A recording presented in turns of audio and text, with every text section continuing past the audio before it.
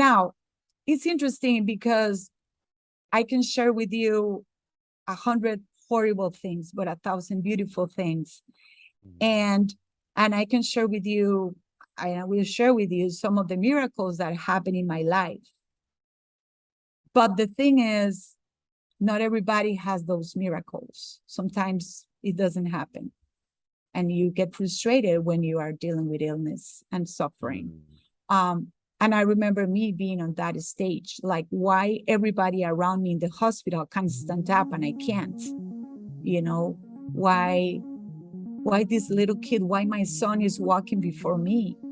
Welcome to the Ron Huntley Leadership Podcast, helping leaders be a positive catalyst on the people they support, the organizations they serve, and the communities they live. This podcast will make you think, laugh, and grit your teeth with new determination to make your parish or business a place of transformation, passion, and purpose. If you're still breathing, you are powered for impact. Hello, everybody, and welcome back to the Ron Huntley Leadership Podcast. I am Ron Huntley, and I'm so blessed to have with us today Paula Umana. Paula Umana is a former professional tennis player. She's a Catholic speaker and author and a mother of 5. Welcome to the show, Paula. Thank you so much, Ron. This is a beautiful morning and, hello from Atlanta, Georgia. Hello back from Halifax, Nova Scotia. Paula, I love sports. I love what sports brings out in me. I love the competitive nature, the exercise, the camaraderie. There's so much fun to be had in sports. But I have to be honest, I don't think I was good at anything. I played everything.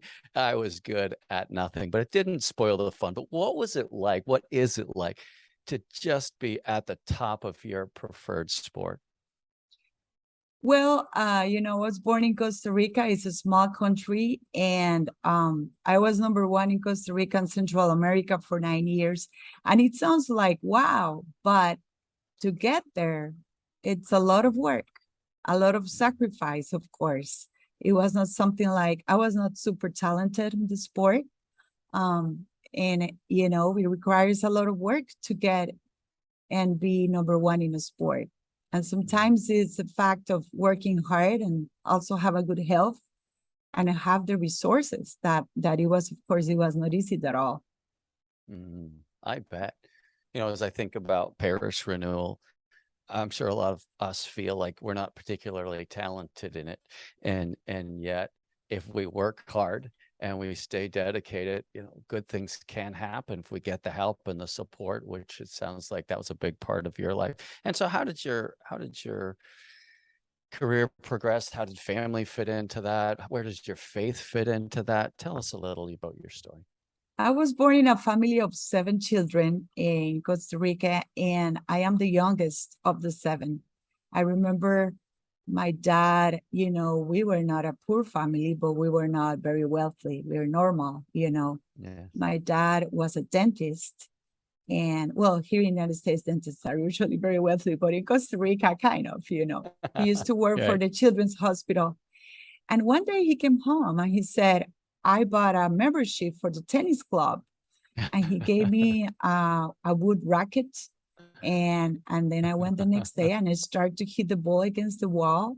And I really like it. I say, wow, this is a nice sport. I really like it. And I start to go every day in summer. But when it was the school year, I used to stop, And also it was not easy transportation. I used to take a public bus and be in there for an hour to go to the tennis club.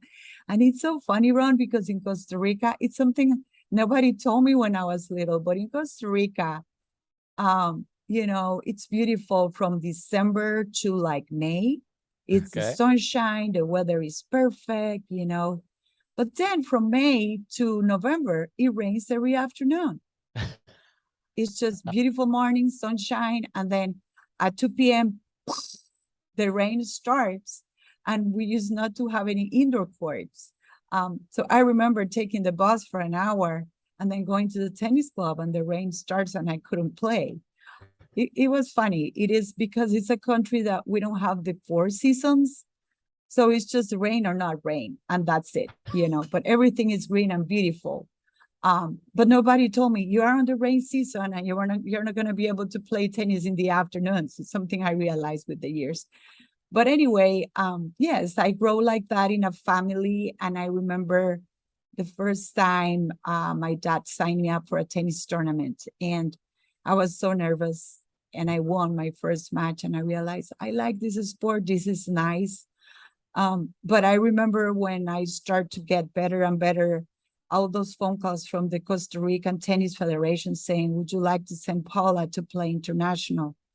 And my dad was saying, oh, thank you, and I was crying behind the door because we couldn't afford to send me in an airplane to go to another country.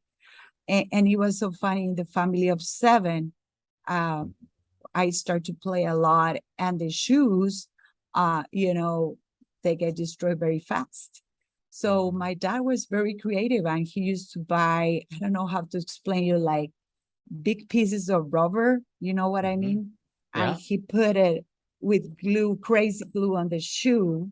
That's awesome. For us to reuse the shoes, or use the famous shoe goo. I don't know if you remember the shoe goo. Yes, I have some in my shed. He became professional using that. Anyway, so it was a process. It was a process. I'm telling you all this to know that it was not easy. But then when I was around 15, my brother-in-law that became my sister's husband came from the United States. And he said, Paula, you're already national champion. Would you like to become a professional tennis player? I said, I don't know how to do that. I don't have idea. And he says, well, you're going to have to become a homeschooler, and I can be your coach.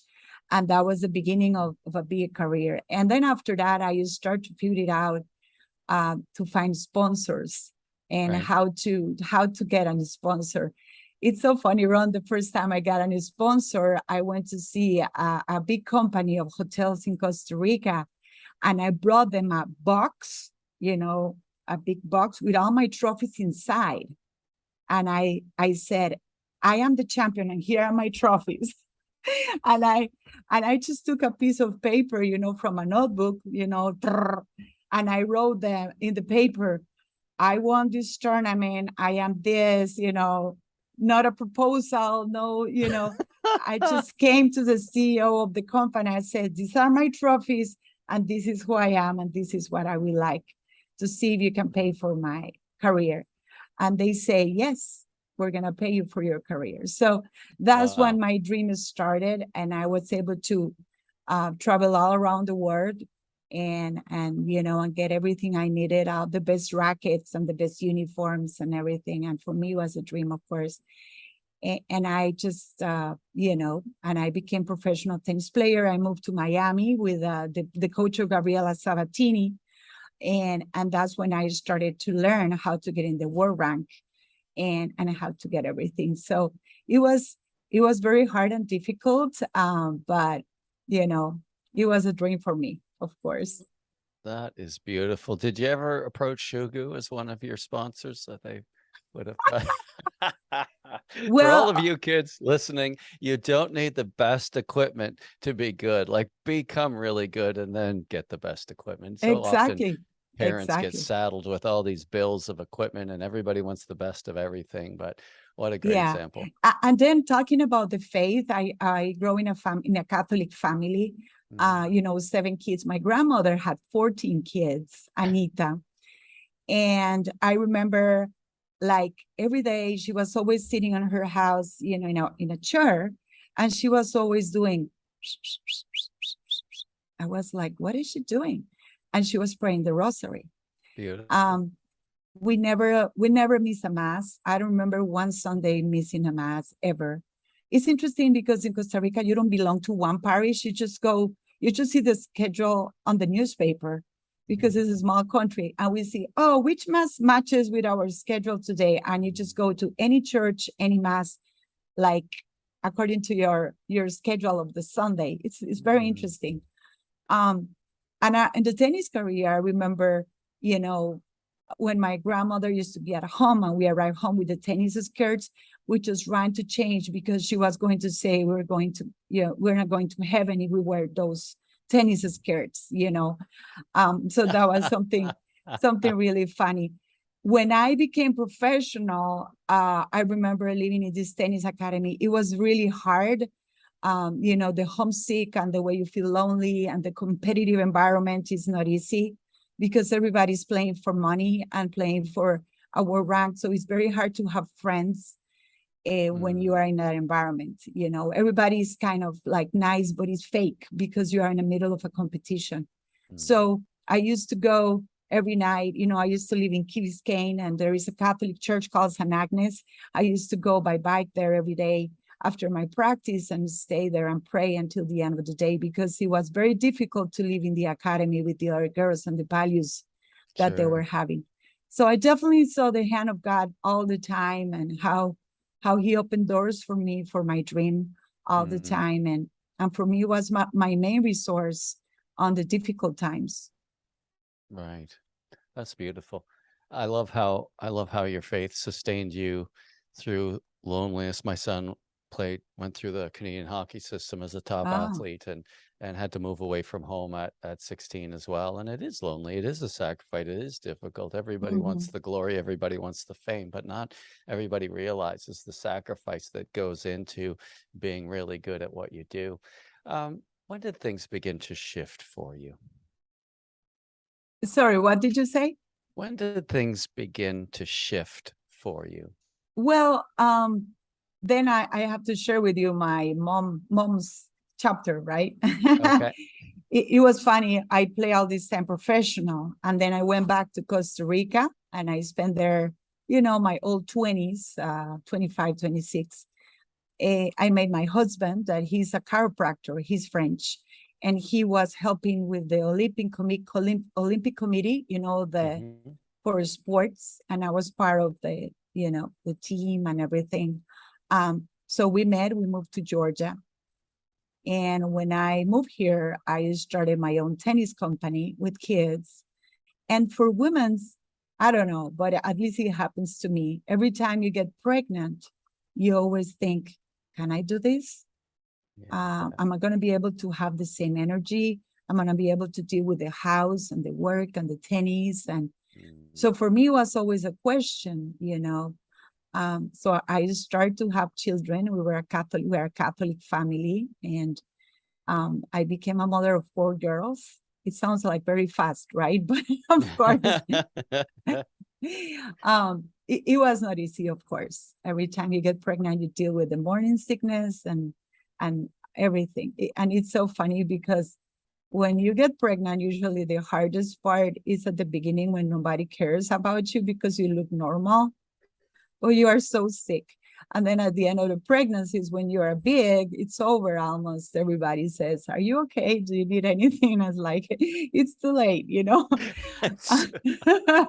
But yes, I started to, we had a big family, beautiful. We moved to Atlanta, Georgia, where I have been here for maybe 20 years already, 21 years. And it was a blessing because my oldest sister was hired by CNN, and she was an anchor there for 18 years in Spanish. So when I moved here, I already have family, and my aunt too. It was funny because Costa Rica is not that close from Atlanta or anything, but I have beautiful family here. So yes, so I had my 4 girls, and then I say to everything was pretty much. During my life, I have hard times, but it was pretty much, I always used to have everything under control. Like, you plan something, this is the way it's going to be. We are in a society that you make your plan, you write down your goals, and then you focus on what you need or what you want, and you try to accomplish it. And everything was kind of moving on that direction. Right. So I remember after Cecilia, so my first daughter is Marie. She's already in college now. And Clara, I'm heartbroken because she's leaving to college tomorrow. She's going to UGA. Yes. So after we finish to record this podcast, have a good cry. we're going to finish packing, and she's leaving tomorrow to college, my second one. I can't believe it. You know how kids grow. And then Felicity and Cecilia are in 7th grade. Nice. And then I was, I had the 4 girls. That was 7 years ago. I say to my husband, I would like to get pregnant in March and then have a baby in December. And then I can go back to the tennis court to teach tennis in February. So guess what? That happens. I got pregnant in March. I got my baby in December. But in February, I was a paralyzed woman in a bed. Wow. Say more. What happened? Yes. So life changes, and everything changes, and I start to have the hardest time of my life.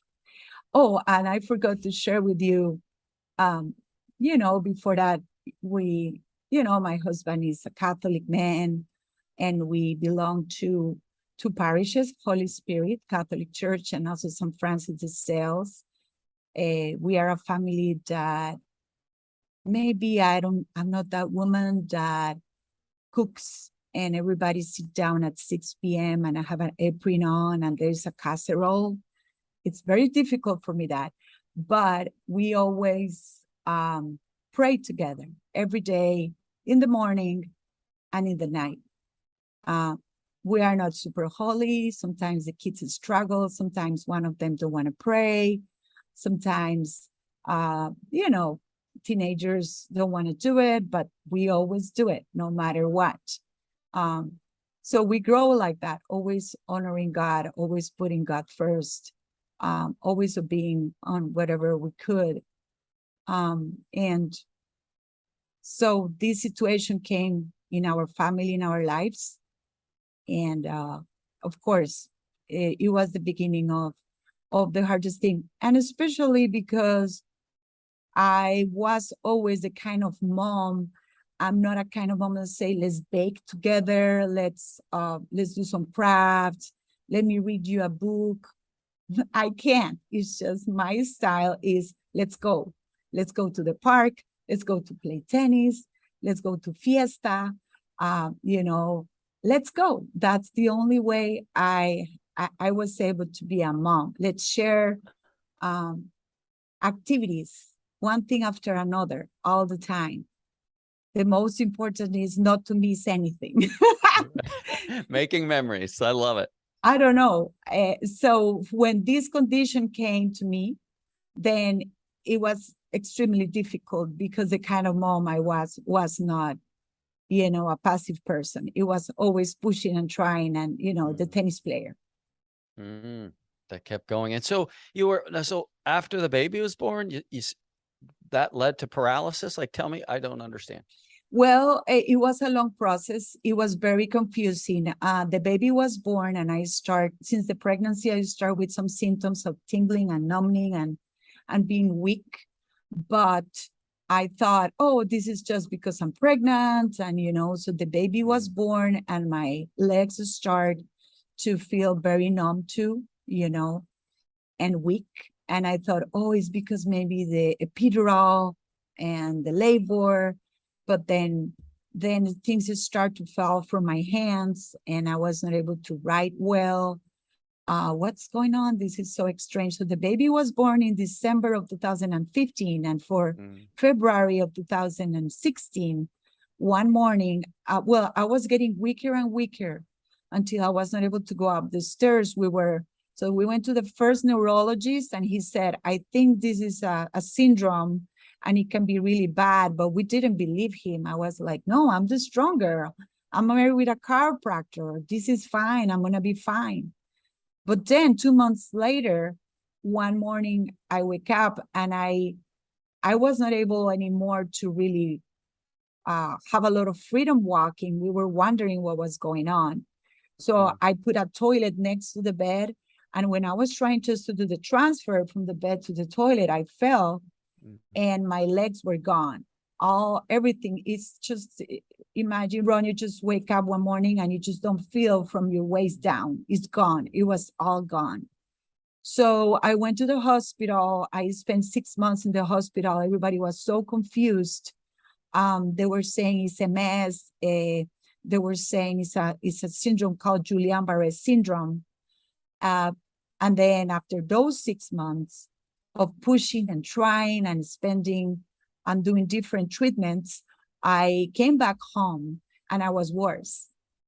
At the beginning was only from the waist down, but then it started to go up until the arms were gone, the hands were gone. And then I started to swallow, and it started to maybe paralyze that part too. So the final diagnosis was a condition called CIDP. It's a very long name. It's called chronic inflammatory Generaline polyneuropathy. And that is when they were able to diagnose, because they were doing tons of tests, they said, okay, we're going to go back to what we did in January, that was putting plasma in my body, but we're going to do it very aggressive every 3 weeks. And it's very interesting because I'm kind of be here sitting today talking to you. Right now, I'm a person that has paraplegia. I will tell you what's going on, but more than half of my body came back amazing. And everything every time things start to come back, everything is related to our Blessed Mother with something. So the first time I was able to sit down was on August 3rd of 2016. And on August 2nd, it's the day of Our Lady of the Angels in my country, which is big day. Imagine they close the country, they close the roads. Nobody goes to work that day. It's beautiful because it's a Catholic national day. And everybody goes in a pilgrimage. Like my country has like 4.5 million people, maybe 2.5 million, 3 million walk and do the pilgrimage and pray.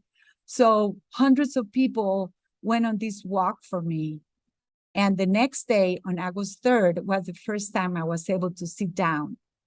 And for me, it was amazing. Now, it's interesting because I can share with you 100 horrible things, but 1,000 beautiful things. And I can share with you, I will share with you some of the miracles that happen in my life.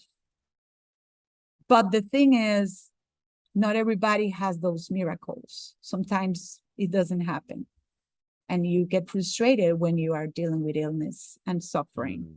And I remember me being on that stage, like why everybody around me in the hospital can stand up and I can't, why this little kid, why my son is walking before me, or has more strength before me. And you start to have all the thoughts about, how difficult and how you can get jealous of things that you never thought before you were going to be jealous about. I can't imagine. So so you got to see some miracles, experience some miracles, and like as I'm listening to your story, it's gripping. It's like, holy smokes, like that's scary. And I can't imagine how challenging that is. And then there's these breakthroughs with the plasma. I'm thinking, what? Half of your body came back? That's so amazing. And then being able to sit again. And so there was probably a lot of little wins along the way. But what was that doing to your relationship with Jesus? Like, well, how was that impacted as you were dealing with suffering? And I can't imagine that's easy. It is interesting because deep in my heart always was a big confidence, but I'm not that holy lady you imagine, of course.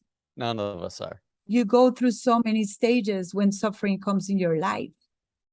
I wish I can be that person that says, I accept everything, my Lord, and, I just want to be with you for the rest of my life. But when the moment comes, the frustration, I was like, you're doing a mistake.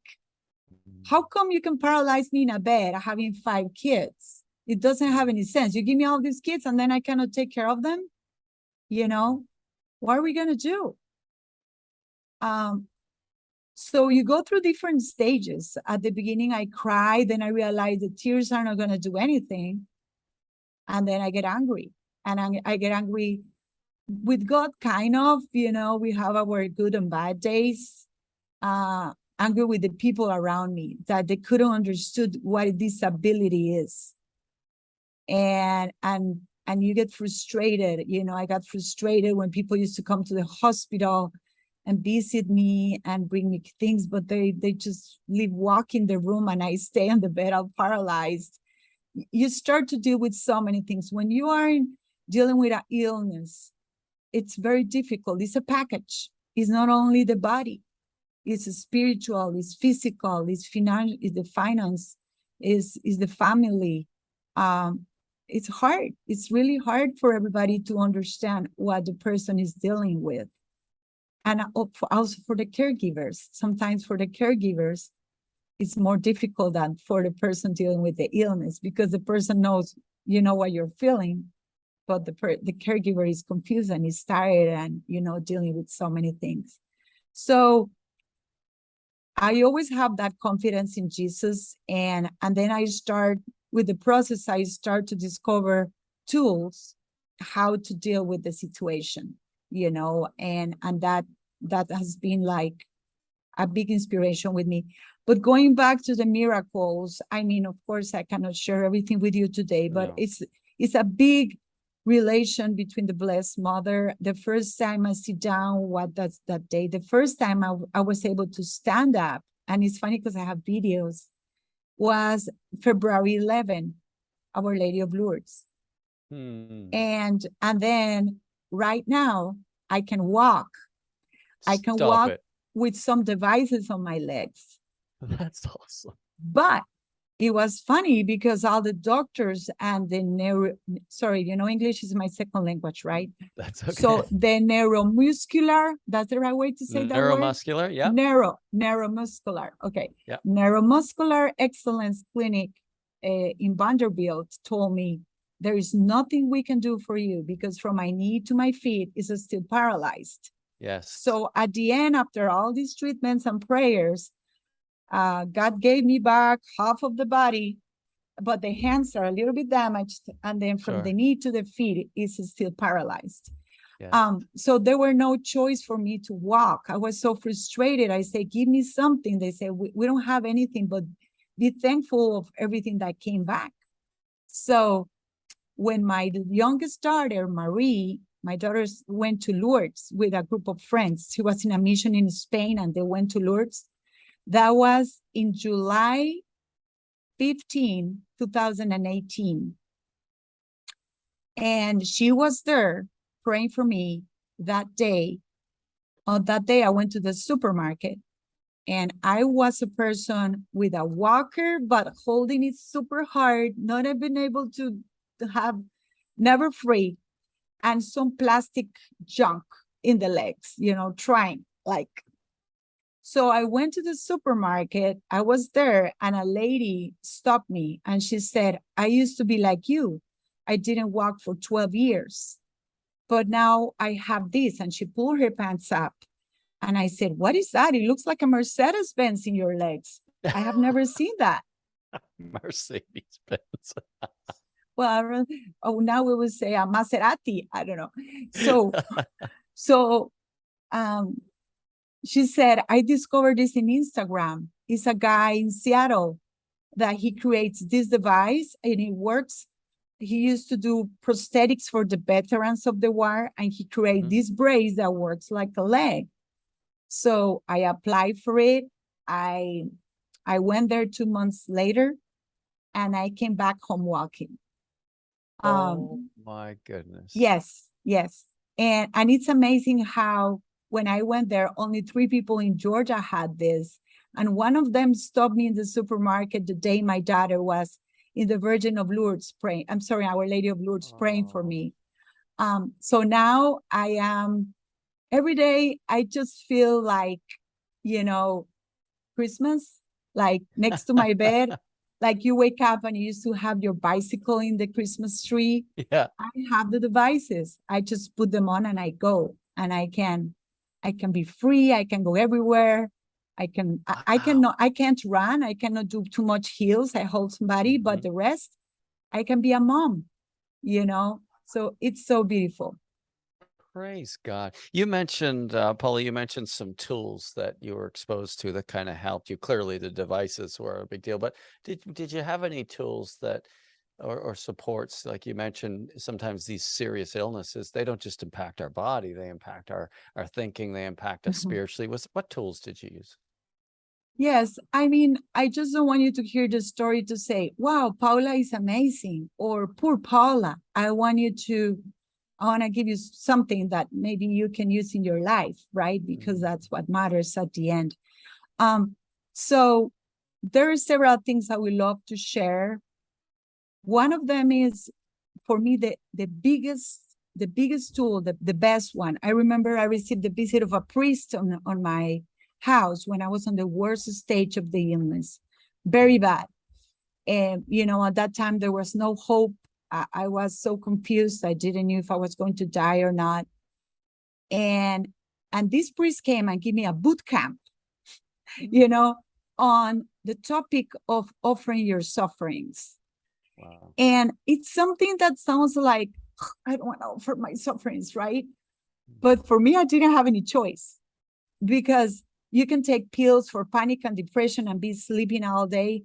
But the love for my kids, I said, they need a manager. I need to manage my house. My mind is clear. My body is gone, but my mind is clear. How I'm going to manage all this pain, all this torture, that they come to me and say, Mom, can you brush my hair? And I was like, they forget I can't do anything. You know, they were used to that. So the priest, you know, he told me so many things. So I used to have the first two, I would say, if you're dealing with a suffering, or even if you are not, anticipate, okay, and get ready and be ready. So the more the people share with you their problems and sufferings, the more useful you become if you manage it on the right way, you know? So they come to you, or they share their problems, or you have your children that are dealing with something, with addiction. You have somebody that is very aggressive at home, family, friends, anything. You have it in your list. For me, instead of a list, was the wall of my room. The wall of my room used to be full of big phrases, why I'm suffering for, and pictures, who I'm suffering for, and a big picture of the Jesus of the mercy, the divine mercy, you know, there. So every time the pain comes, or every time evil comes and say, don't you see, Paula, you're not useful for anything? Take off your life. You're not doing anything for your kids. You're messing up everything. Everything is so expensive. What are you going to be alive for? You know, because you hear all those voices when you're dealing with illness and suffering. It's very normal. So I just focus on the phrases, and I'm praying for my friend that I haven't found a husband, for a good husband for her. I'm praying for my sister that is dealing with a, you know, big disease on her skin and everybody's confused. I'm praying for my other friend that her son is a teenager, you know, smoking pot, and she doesn't know what to do. I'm praying my other friend that her husband is gone from the house, or for this other friend that just said, please pray, I cannot share with you what I'm going through, you know. So it's amazing, because when you learn how to offer your sufferings, if you can become an expert on that, I'm not saying I'm one, but you get on a stage of privilege and purification. And eventually, God gives you a special grace to deal with whatever you're going through. Your focus changes, 360. You are not thinking anymore, oh, my pain, oh, I'm going through this. You're just in silence, and you learn with good practice, you know, because there's a lot of practice for this, to really offer your sufferings. And it's so beautiful. It's so useful. And it's amazing. We talk about missions, to be a, missioner. The things you can do from bed as a missioner, it's amazing. So that is a huge tool, Ron, that for me was, the biggest. Oh, I'm so excited. Like all those things you've just shared with me, get me so excited. I think it's amazing that, your dad introduced you to tennis and you gave it a try and thought, hey, this isn't so bad. And you chose to start working hard and practicing and having fun and just growing as a tennis player. And what I'm hearing you say is almost parallel. This priest came, he knew you were struggling, and he said, Paula, I want to give you a new tennis racket. I want to share with you what it looks like to offer up your suffering for others. And you chose to make that something you were going to pour yourself into and practice and get better at, to give life purpose and meaning. I get goosebumps. Now it's interesting because maybe on my selfishness, I would choose not to do it. But it was because the love for my children, Right. and that is big. You decide to offer sacrifice because love, it's very important. I knew they need a mom from bed to manage their house, to new homework, and to deal with all the situations. So that was my only choice at that moment. Really, my only choice, and it's a privilege. So that is the first tool I want to share with you. Another tool is to please accept your new person you are when the problem comes, because sometimes we put too much resistance on that situation. I mean, using the concept of resistance on that way, you don't want the situation to change. You want to be the old person you were before. You want to be the strong. I wanted to be the old Paula. I wanted to be the Paula who runs, so when this is the old person that came in my life, was a nun in the room of the hospital. And she says, why do you look so desperate, Paula? Isn't it better to wait and see what God wants to do? She says, stop, this is it. So for me, when Sister Mother Andrea confront me with the situation, isn't it better to stop and see what God wants to do? Then you accept it and you say, okay, this is my new person. Of course, we give the best, we keep fighting, but say, okay, I'm going to accept this situation. Then things get better because you take a monkey out of your shoulders, Right. And it's so funny, but another tool I really want to say, anybody dealing with illness and suffering, is something my teenager taught me. I remember the first time when I was not able to walk, I went to Vanderbilt, I came home, and I wanted to cry so badly because the doctors told me, you're never going to walk anymore. This is it. So I didn't choose my sister that went with me to the clinic.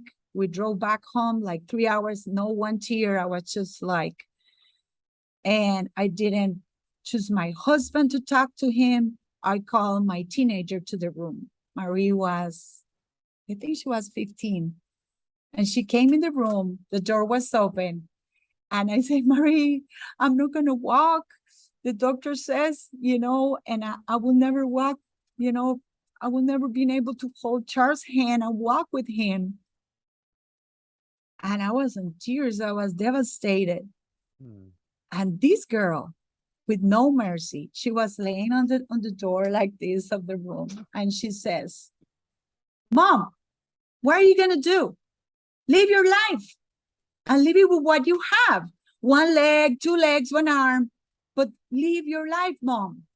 This is it. This is who you are. Can I go and do my homework? This conversation is over. I got stuff to do. To get on with it. Yeah.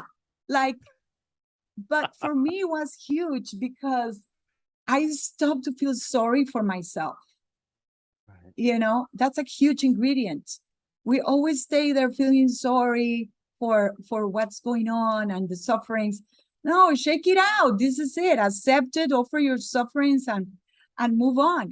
So Marie helped me to shake out all these feeling sorry and go ahead and move forward. So I really recommend you that. The fastest you say this is it, the better it is. Now, if you're not having any sufferings in your life, I have bad news for you. It's gonna come. It's gonna come from one side or another. Well, some of you may be lucky, maybe not, but it's gonna come. So the best thing you can do that I really suggest you is be ready, anticipate, and have your list. When it's gonna come, what I'm going to offer it for, you know. That's so good. Yes. That's so proactive.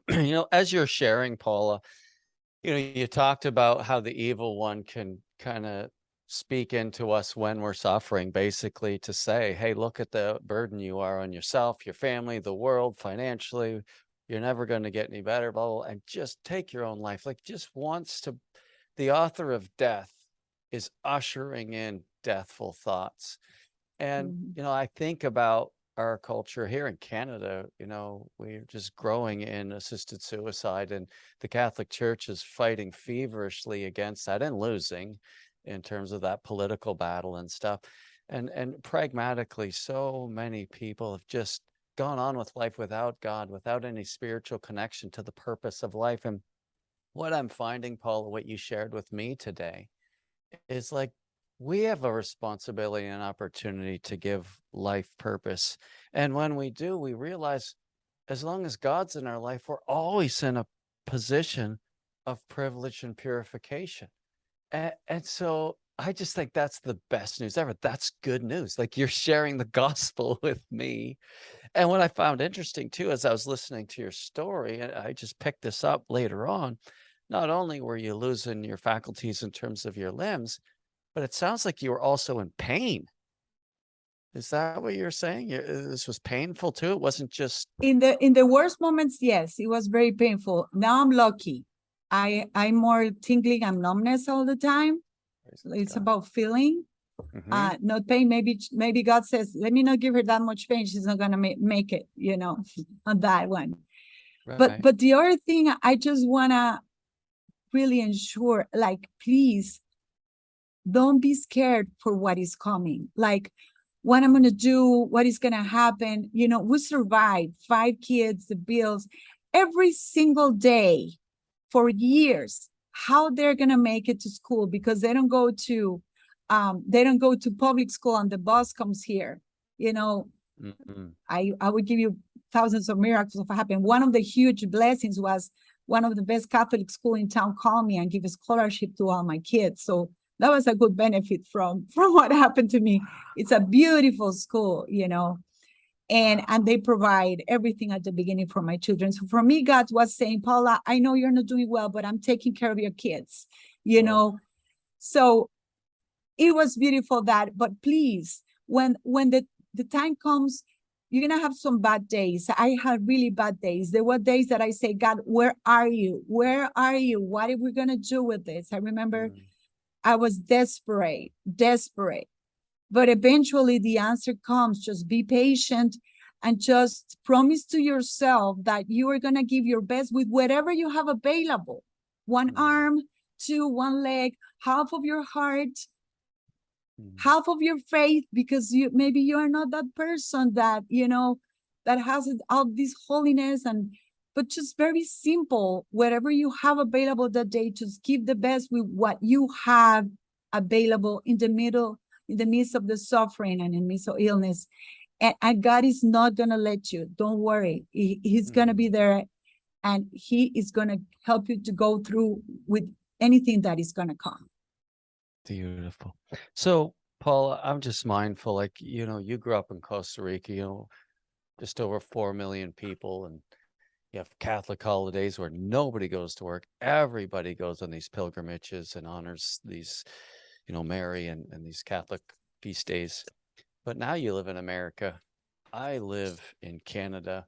There are so many people that don't know God at all. They just don't. And so, you're saying what you're saying, and maybe somebody's listening to this podcast says, that's all right for you because you're a Catholic, but I don't even know if there is a God. Like, would he love me? Like, is any of this applicable to me? Like, can I approach God? What would you say to them? Well, I just want to let you know that faith is free. You can try. Imagine you're going through the supermarket when they give samples of things, that you look at these cookies or a drink or an ice cream, and they say, would you like to try a little sample? Please try. You don't lose anything. God is free. He's not asking you for anything back. And just please try it. Don't be that hard with your mind and with yourself. I used to think, why God is going to care about me if I am one in billions and I'm sick and dying and I'm feeling this way? Even me that grows with all the faith, I have these questions. I understand if you don't believe in God, you have these questions. But please give a chance to God. Make an effort. And, you know, the Catholicism, maybe you hear things in the news that you don't like, for things, mistakes that the church has done in the past. But it's not God's fault. It's humans' fault. Yeah. Don't put God on the package just to use a pretext for that and resist to God. Break that resistance and give a try. It is really good for you. You can use it like an amazing resource. And the Catholicism has, like I would say, Catholic advantage, so many different resources. We have Mass, we have the Rosary. If you don't like those ones, try the Divine Mercy. If you don't like those ones, try, what are the sacraments? You know, please try, make a try. I want to make it this slide because I don't want to sound to you like a very holy lady that, oh, I see Paula, but I will never be like her. No, I'm a human being full of mistakes. I say bad words. I get angry. I'm impatient. I'm a mom. You know, I deal with so many things. I have tons of vanity. You know, we all deal with that every day. But it's just, for me, I didn't have a choice. I went to God because I did not have a choice. I couldn't drug myself and sleep in a bed, avoiding things. So the other thing I want to mention, Ron, too, is about the book I wrote. Please, so if you want, we can talk about it. 40 Gifts of Hope. Yes, exactly. So what happened is, I was very funny because when I was at the hospital, very ill, this thing happened to me. You know, you start to question God, and people used to come to my room and bring me flowers and candy, and everybody say to you the same phrase: you're going to be fine, and I'm praying for you. But it's really hard when you are dealing with pain and illness. You get angry like, oh yeah, sure. Or everybody says, go close to God because you're closer to die. So they're very scared that you're going to go to hell. So they want to push you the faith as much fast as they can because you're dying. So then it makes you more angry, right? So I said, I would like the paraplegic to talk to me. I would like the person really dealing with this to talk to me. How do they think? How do they manage all this pain and suffering? Why they are not talking to me? And this is another tool. Please, when you are in a difficult time, put your pride aside and look for somebody dealing exactly with the same problem that you know. And if you don't know, find out and contact that person. Amen. You're going to save tons of energy, time, sometimes years, money, efforts, when somebody tells you, hey, it's this way. This is the way I did it. So I wrote this book. It's called 40 Gifts of Hope. I want to show it to you.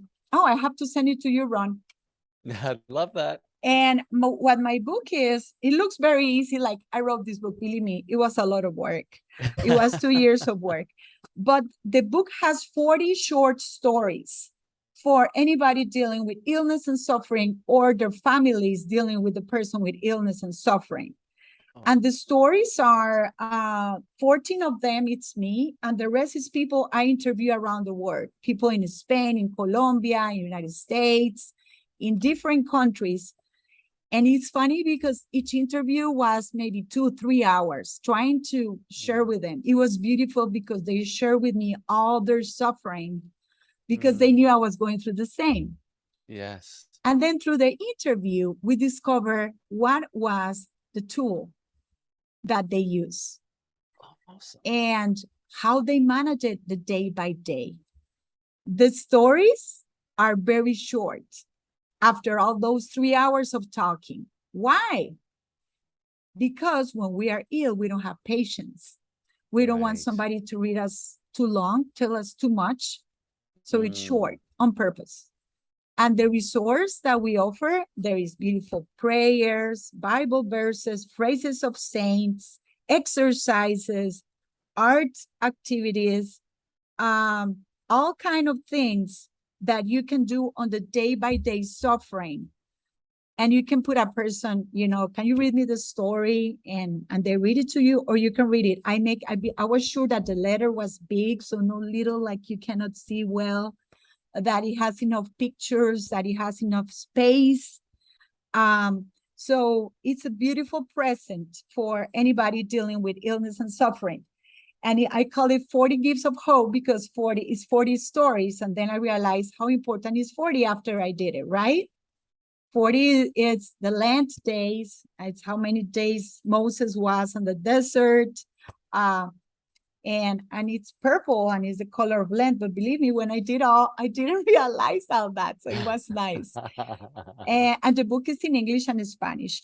You can get the book in Amazon. You just put 40 Gifts of Hope, Amazon Canada, and you will get it. Wonderful. Or you can go to my webpage, that is paulaspeaker.com, and you can get it there too, in English and Spanish. The book has been a success. It has been, people from all over the world writes me and ask me questions, and it's exciting. And next week we will be an EWTN promoting it. They invite me there for the book. And then the funny part, Ron, was also to become a speaker. I have to confess you something. The funniest part to be a speaker is not to speak. It is that now anybody around the world, a church, a diocese, a company, I don't know, they contact me and they say, Paula, we want to bring you. So I pick one of my kids because I cannot go by myself. With disability, when I take off my braces, that's it. I need help. So now my kids fight between them. I want to go with mom. No, it's my turn. No, it's my turn. So we go together in an airplane.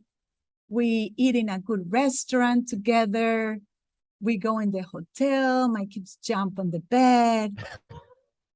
I give the conference, and everybody loves them, whoever is with me. We sell the book. And then we go back to the airport, and in the airport, I buy presents for my kids from the city I went, Oklahoma, San Francisco, Chicago. So I come home and, Mommy, what did you bring me? It is so nice to be able to do this after so much suffering. Right. And that is something that I can enjoy with them and with my husband too, of course. Yes. So anyway, I'm here to serve the community, Catholic, or, I also go to non-Catholic groups. It's hard for me because I have to sneak a little bit of faith. And I don't like that much, but I do it sometimes. I have to do a TED Talk next month, and it has been hard. Oh, that's wonderful. But if you want to bring me over to your parish, diocese, to share with you my testimony and bring hope, I will love to. I enjoy that so much. Gosh. And, That's wonderful. and I also can do it in French for Canada. Je parle français aussi. Oh, there's nothing you can't do. That's unbelievable. I love that. That is so fun, Paul. I love your spirit. I love your tenacity. I love your humility to share, but also to be learning in the midst of those difficult times, and to be able to share that. Your advice today coming from you means so much to those that are also suffering. If somebody like me said that, who currently isn't dealing with suffering, you'd be like, what do you know? And the truth is, I don't know much about that. But to your point, we're all going to suffer at different times. And I have suffered greatly multiple times, not always physically, sometimes psychologically, sometimes spiritually, sometimes financially. There's all kinds of ways to suffer. And I think your advice today, your insight, your wisdom, your faith, your testimony is really helpful. And so I want to say thank you for you doing what you do. I just encourage all of our listeners to pick up that book. Christmas is coming, not too distant future. So buy some for your family. Suffering really does impact us all. And I know there's speaker organizers now that we're post-COVID restrictions that events and so forth are booking again. And so go to Paula's website and book her as a speaker. Yeah, thank you very much. Actually, it's funny because Legatus Vancouver invited me to do a talk for them virtual on September 2nd. So I'm very excited how God connects me with Canada. Isn't that beautiful? And Canada is the only country I never visit when I play tennis from all the continent of America. I hope I can go one day. Wouldn't that be fun? Well, you said in Costa Rica you have 2 seasons, rain and no rain. Yes. In Canada, we have snow or no snow. We only have 2 seasons too, so I totally get that. Well, it's wonderful. And again, thank you to all the listeners for your continued support. Thank you for following us on Facebook.